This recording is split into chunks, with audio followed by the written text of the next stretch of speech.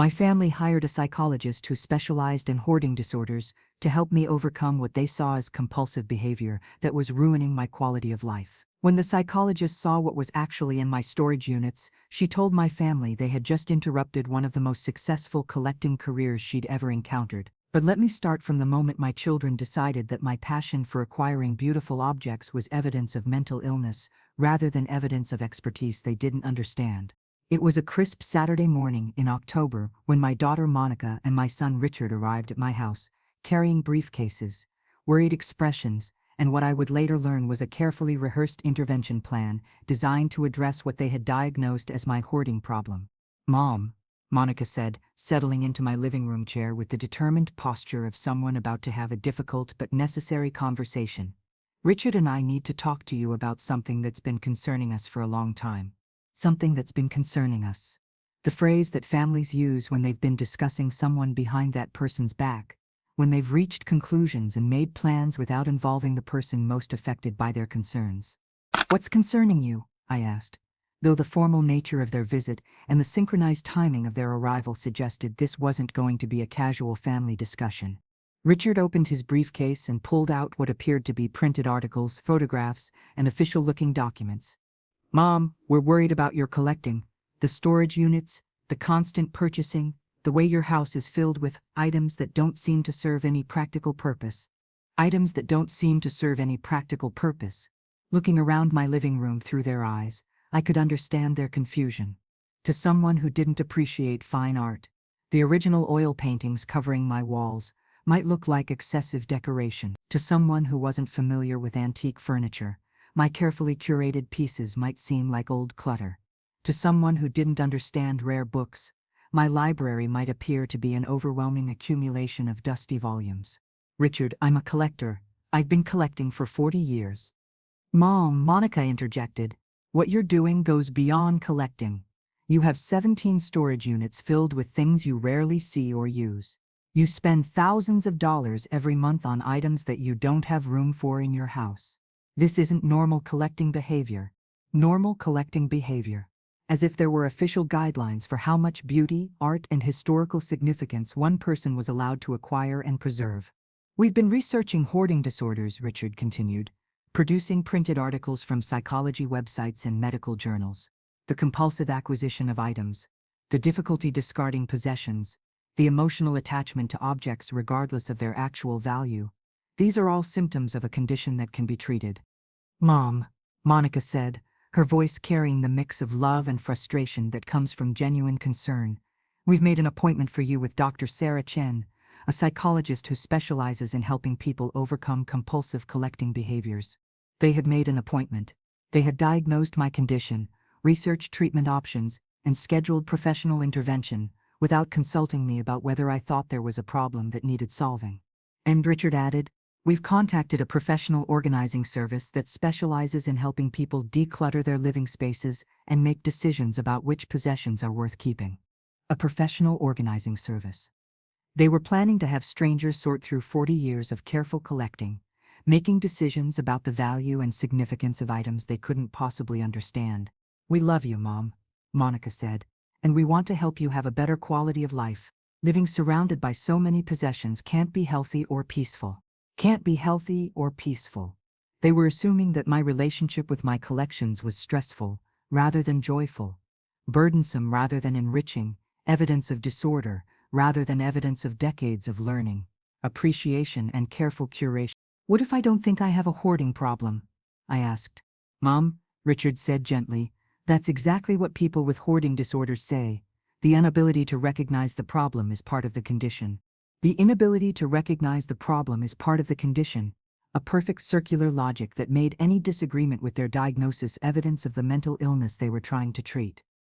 Possessions that are preventing you from living fully. They saw my collections as obstacles to happiness rather than sources of it, as evidence of dysfunction rather than evidence of a lifetime spent developing expertise in art, antiques, and cultural artifacts. But what they didn't understand was that my hoarding problem was actually one of the most sophisticated and valuable private collections in the country.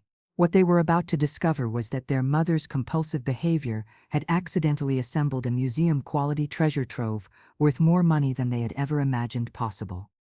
Dr. Sarah Chen was not what I had expected from a psychologist who specialized in hoarding disorders. Instead of the clinical detachment I had anticipated, she approached our first meeting with genuine curiosity about my collecting history and specific interest in understanding what had motivated 4 decades of systematic acquisition.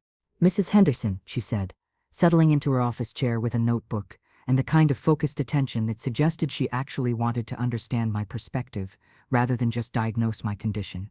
"Your daughter and son have shared their concerns about your collecting habits. But before we discuss their observations, I'd like to hear your own description of what you've been doing." Your own description. Finally, someone who wanted to understand my collecting from my perspective rather than interpreting it through the lens of disorder categories. "When you say systematic preservation, what does that mean specifically?" "It means I research provenance, verify authenticity, understand market values, and maintain proper storage conditions for items that might otherwise be lost, damaged, or destroyed." Dr. Chen was taking notes, but her question suggested she was trying to understand my methodology rather than identify symptoms. "Your family mentioned 17 storage units. Can you help me understand the organization and purpose of those facilities?" "Each unit serves a different function. Climate-controlled spaces for oil paintings and delicate textiles, secure units for rare books and manuscripts, specialized storage for ceramic and glass pieces. What they see as excessive accumulation is actually systematic categorization and preservation in the acquisition process." "How do you decide what to collect?" I explained my network of relationships with estate sale companies, auction houses, and private dealers.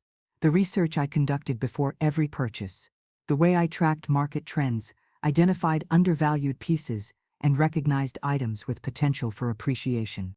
"Mrs. Henderson," Dr. Chen said after I'd spent 30 minutes describing my collecting philosophy and practices, "what you're describing doesn't sound like compulsive hoarding.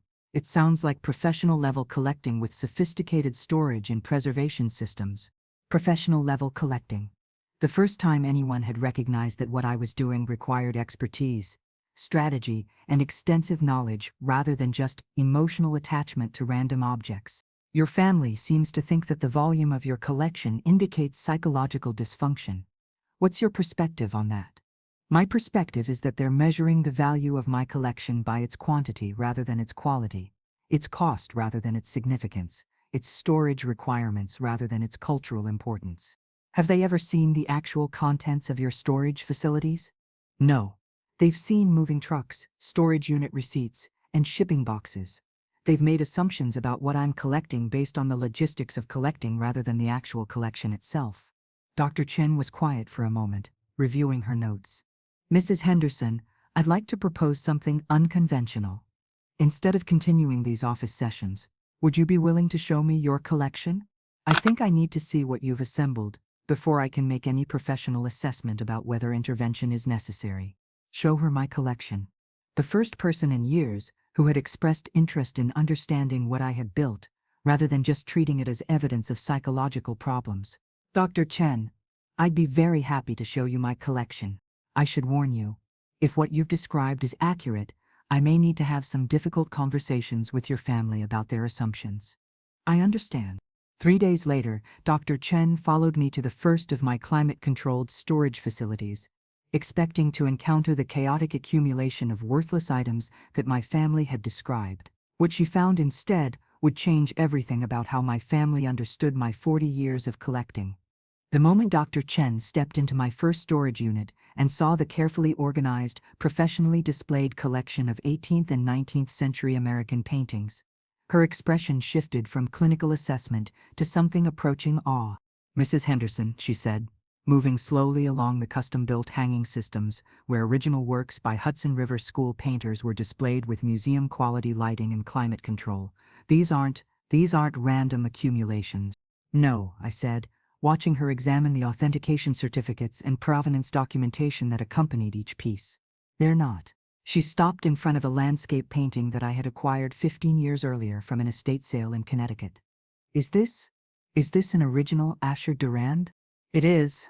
Painted in 1847, authenticated by the Metropolitan Museum's Conservation Department, purchased for $8,000 at an estate sale where the family thought it was a reproduction. Dr. Chen was taking photographs and notes, her clinical demeanor replaced by something that looked like academic excitement. "Mrs. Henderson, do you understand what these paintings are worth?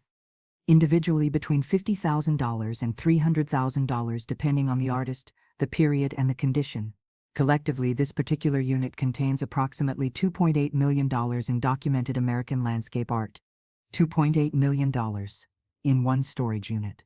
Dr. Chen was beginning to understand that my family's intervention was based on a fundamental misunderstanding of what they were trying to treat.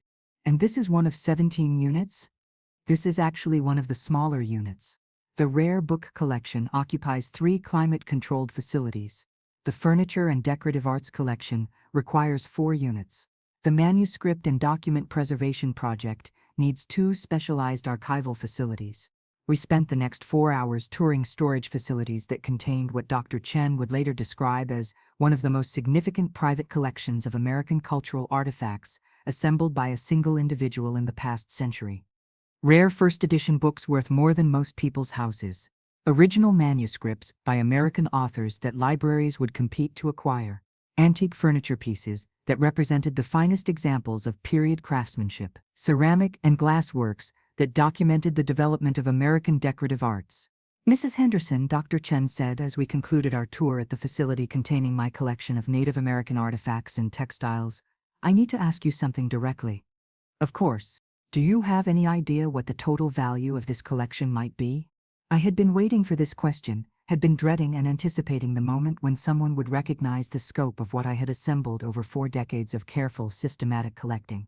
Based on recent appraisals and auction results for comparable pieces, the collection is worth approximately $50 million. $50 million. Dr. Chen sat down on a storage crate, processing the number and its implications. "Your family staged an intervention to treat you for hoarding behavior, but what you've actually done is assemble a collection worth more than most museums." "Yes, and they want you to declutter and let go of possessions that are preventing you from living fully. That's what they think would improve my quality of life." Dr. Chen was shaking her head, not in disapproval, but in amazement at the gap between perception and reality. "Mrs. Henderson, this isn't hoarding. This is curation. This is preservation. This is one of the most successful collecting careers I've ever encountered. Dr. Chen, will you help me explain this to my family?" "Mrs. Henderson, I'm going to do more than explain this to your family. I'm going to recommend that they apologize to you for treating world-class expertise as mental illness." The family meeting that Dr. Chen scheduled for the following week would be unlike any intervention my children had planned. Instead of discussing treatment for my psychological disorder, we would be discussing their fundamentals and understanding of what expertise looks like when it's accumulated over decades of passionate, systematic work. But first, Dr. Chen wanted to bring in someone else who could provide an additional professional perspective on what I had accomplished. The week after Dr. Chen's tour of my collection, she arrived at our family meeting, accompanied by someone I hadn't expected. Marcus Webb, the curator of American decorative arts at the Metropolitan Museum of Art, whom she had contacted to provide expert assessment of what she had discovered in my storage facilities. "Dr. Webb," Dr. Chen said, as my children, visibly confused by the presence of a museum curator at what they thought was going to be a psychological intervention, settled into their chairs, "would you mind sharing your professional assessment of Mrs. Henderson's collection?" Dr. Webb opened a portfolio containing photographs and documentation from his visit to my storage units earlier in the week. "I've been a museum curator for 23 years, he began, "and I can say without exaggeration that Mrs. Henderson has assembled one of the most significant private collections of American cultural artifacts that I have ever encountered." Monica and Richard were staring at him with expressions of complete confusion. The scope and quality of her holdings in American painting, decorative arts, manuscripts, and historical documents rival collections held by major institutions. Dr. Webb continued, "What she has preserved represents an extraordinary contribution to cultural preservation." "I'm sorry," Monica interjected, "but we're here to discuss treatment for Mom's hoarding problem. I don't understand why a museum curator is—" "Monica," Dr. Chen said gently, "that's exactly why Dr. Webb is here. What you've diagnosed as hoarding is actually world-class collecting and cultural preservation." Dr. Webb pulled out his laptop and began showing photographs of items from my collection. This Tiffany lamp," he said, displaying an image of a piece I had acquired 12 years earlier, "is worth approximately $400,000. This first edition Mark Twain This collection of 19th-century American pottery represents the finest examples of early American ceramic art." Richard was looking at the photographs with growing disbelief. "Are you saying that Mom's stuff is actually valuable?" "Richard," Dr. Webb said, "your mother's stuff is museum quality. The Smithsonian would be thrilled to have any of these individual pieces, let alone an entire collection of this caliber. But she has 17 storage units filled with carefully preserved, professionally documented, expertly selected cultural artifacts that represent 40 years of sophisticated collecting." Dr. Chen finished. Monica was staring at more photographs from my collection. "Mom, are these really worth what he's saying they're worth?" "Monica, I've had portions of the collection appraised regularly for insurance purposes. The current total value is approximately $50 million. The silence that followed was so complete that I could hear the air conditioning cycling on in Dr. Chen's office. "50 million?" Richard's voice was barely a whisper. "Your mother," Dr. Webb said, "has been operating at the level of a professional museum curator, without institutional support or recognition. What she's accomplished is extraordinary." Dr. Chen was reviewing her notes from our sessions. "Monica, Richard, when you contacted me about your mother's collecting behavior, you described compulsive purchasing, excessive accumulation, and emotional attachment to worthless objects. What Dr. Webb and I have discovered is systematic acquisition, expert preservation, and professional-level curation of extremely valuable cultural artifacts." "But," Monica said, struggling to reconcile this information with their original concerns, "she spends so much money on these things. We were worried about her financial security." "Monica," Dr. Webb said, "your mother hasn't been spending money on her collection. She's been investing money. The appreciation and value of what she's assembled over 4 decades represents one of the most successful investment strategies I've ever seen." Dr. Chen leaned forward in her chair. "I need you both to understand something important. When you contacted me to treat your mother for hoarding disorder, you interrupted one of the most successful collecting careers in the country. What you saw as evidence of mental illness was actually evidence of expertise that most museum professionals would envy." Richard was looking at me with something between embarrassment and amazement. "Mom, why didn't you tell us? Why didn't you explain what you were doing?" "Richard, I tried to explain. You interpreted my collecting as compulsive behavior rather than asking about my methodology, my research, or my goals. We thought you needed help. You thought you understood what I was doing without bothering to learn what I was actually doing." Dr. Webb closed his portfolio and looked at my children directly. "Monica, Richard, your mother has preserved cultural artifacts that might otherwise have been lost, damaged, or scattered. She's maintained historical documents, artistic works, and decorative objects that represent the finest examples of American creativity and craftsmanship. What she's done is exactly what museums exist to do." "So what does this mean?" Monica asked. "It means," Dr. Chen said, "that instead of planning an intervention to treat psychological disorder, you should be planning a celebration to honor one of the most successful collectors of your generation. But the real transformation wouldn't come from professional validation or expert recognition. It would come from my children's visit to see the collection themselves and their understanding of what 40 years of passion, knowledge, and systematic work could accomplish." 2 weeks after the meeting with Dr. Chen and Dr. Webb, I did something I had never done in 40 years of collecting. I invited Monica and Richard to tour my storage facilities and see the collection that had been the source of their concern in intervention planning. The first stop was the rare book and manuscript facility, where I kept first editions, original documents, and literary archives that I had been acquiring since the early 1980s. "Mom," Monica said, walking slowly through climate-controlled aisles lined with archival boxes and custom storage systems, "this looks like a library." It is a library. A private research library containing approximately 12,000 volumes, many of them first editions or unique manuscripts. I showed them a first edition copy of Leaves of Grass that I had purchased at auction 15 years earlier, original letters from Civil War soldiers that documented American history from personal perspectives, and manuscript collections from authors whose papers provided insights into American literary development. "This letter," I said, showing them correspondence from 1863, "was written by a Union soldier to his wife 3 days before the Battle of Gettysburg. It provides a first-hand account of what soldiers were thinking and feeling during one of the most significant moments in American history. Richard was reading the letter carefully, his marketing professional's eye recognizing the storytelling power and historical significance of primary source materials. Mom, this is like holding history in your hands. That's exactly what it is, Richard. And that's exactly why I've been preserving these documents. Our second stop was the art storage facility, where paintings, prints, and sculptures were displayed with museum-quality lighting, hanging systems, and environmental controls. Mom, Monica said, stopping in front of a landscape painting that dominated one wall, is this really worth what that curator said it was worth? Monica, that painting was created by Thomas Cole in 1848. It's one of only 12 known works from his late period. When I acquired it 8 years ago, it was hanging in a farmhouse in Vermont, where the family thought it was a nice old picture of the mountains. And now it's been authenticated by the Metropolitan Museum and valued at $600. She was staring at the painting with new understanding. You didn't just buy this because you liked it. I bought it because I recognized what it was, understood its significance, and knew it needed to be preserved by someone who would appreciate its historical and artistic importance. Our third stop was the Decorative Arts Warehouse, where furniture, ceramics, glass, and metalwork were organized by period, style, and regional origin. This looks like a museum storage facility, Richard said, examining the custom shelving systems and archival storage materials I had installed to protect delicate pieces. Richard, it essentially is a museum storage facility. These pieces represent the finest examples of American decorative arts from colonial times through the early 20th century.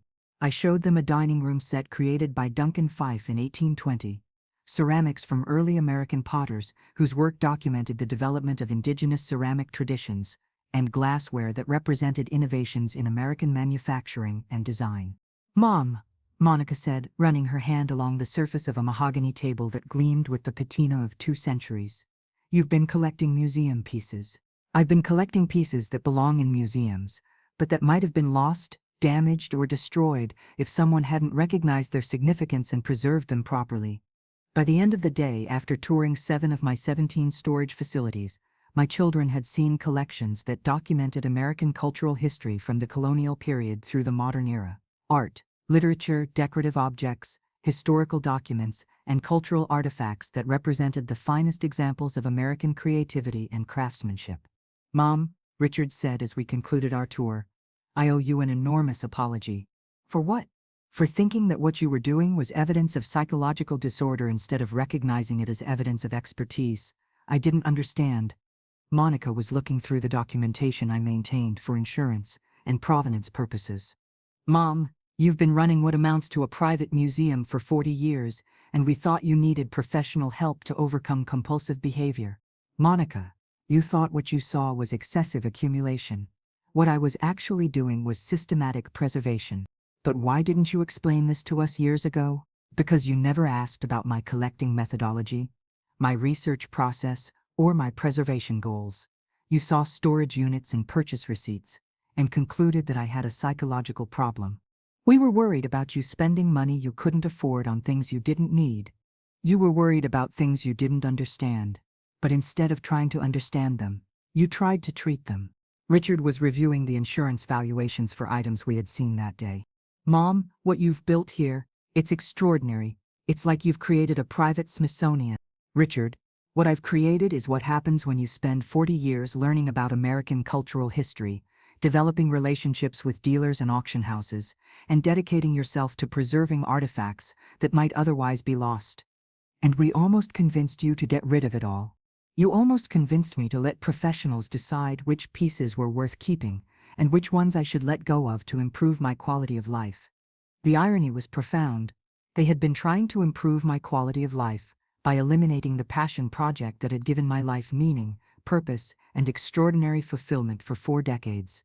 But the real transformation would come when they understood how their misunderstanding had nearly cost the country one of its most significant private cultural preservation efforts.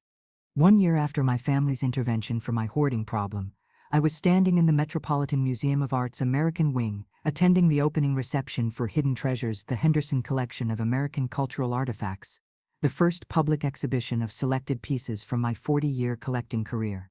The exhibition, which Dr. Webb had proposed after seeing the scope and quality of my collection, featured 200 pieces that documented American artistic and cultural development from colonial times through the early 20th century. Paintings that had been hanging in farmhouses, furniture that had been stored in barns, manuscripts that had been forgotten in attic boxes, all preserved, authenticated, and contextualized as significant examples of American cultural heritage. Mrs. Henderson, said the museum director during his opening remarks, represents a new model of cultural preservation. The private collector whose expertise, passion, and systematic approach to acquisition and preservation rival the efforts of major cultural institutions. Monica and Richard were standing beside me, still processing the transformation from viewing me as someone who needed psychological intervention to someone whose work was being celebrated by one of the world's most prestigious museums. "Mom," Monica whispered as we walked through galleries displaying pieces from my collection. "A year ago, we wanted you to get rid of all this. Monica, a year ago, you didn't understand what all this actually was. And now I understand that I was trying to solve a problem that didn't exist while ignoring an achievement that most people couldn't imagine." The exhibition catalog, which included essays by leading experts in American art and cultural history, described my collection as an extraordinary example of how systematic collecting by knowledgeable private individuals can preserve cultural heritage that might otherwise be lost to institutional oversight or market forces. But the recognition that meant the most came from other collectors, museum professionals, and cultural historians who understood the significance of what I had accomplished through 4 decades of patient, systematic work. Betty Henderson, wrote the curator of American art at the Smithsonian in his catalog essay, demonstrates that some of our most important cultural preservation work is happening outside institutional frameworks, carried out by individuals whose expertise and dedication rival that of professional museum curators. 3 months after the exhibition opened, I received a call from the Smithsonian offering to establish the Henderson Research Collection, a permanent installation that would house my entire collection in a facility designed specifically for research, education, and public access. "Mrs. Henderson," said the director of the National Museum of American History, "we'd like to offer you the position of Curator Emeritus of the Henderson Collection, with a research fellowship that would allow you to continue acquiring and preserving significant cultural artifacts under institutional support." Curator Emeritus. A research fellowship. At age 79, I was being offered professional recognition for work that my family had tried to treat as evidence of mental illness. "The collection you've assembled," the director continued, "represents one of the most significant private contributions to American cultural preservation in the past century.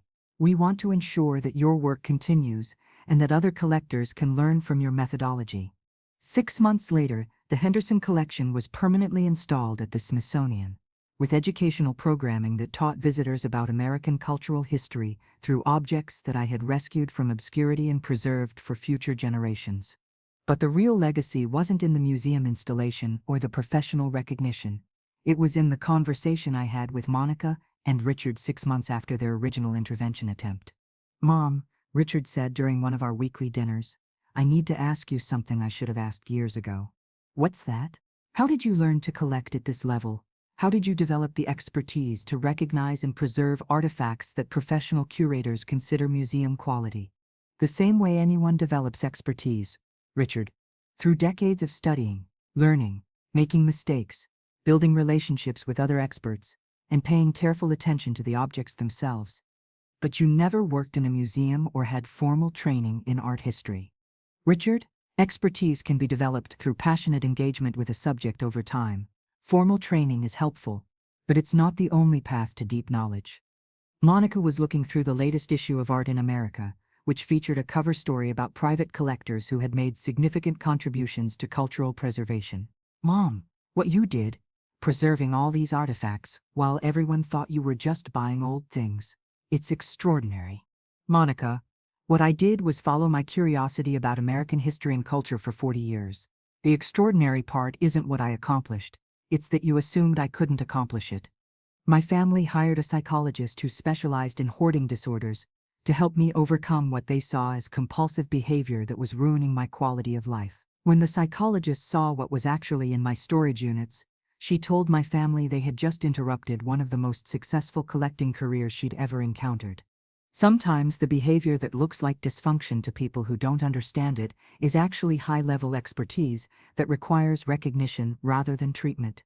If you've ever been told that your passions are excessive, your interests are unhealthy, or your expertise isn't legitimate because it doesn't fit conventional patterns, remember that some of the most important work in the world is done by people whose dedication looks like obsession to those who don't share their vision. This was my truth. And it began with 40 years of careful, systematic work that my family mistook for mental illness, until experts helped them understand they were looking at excellence.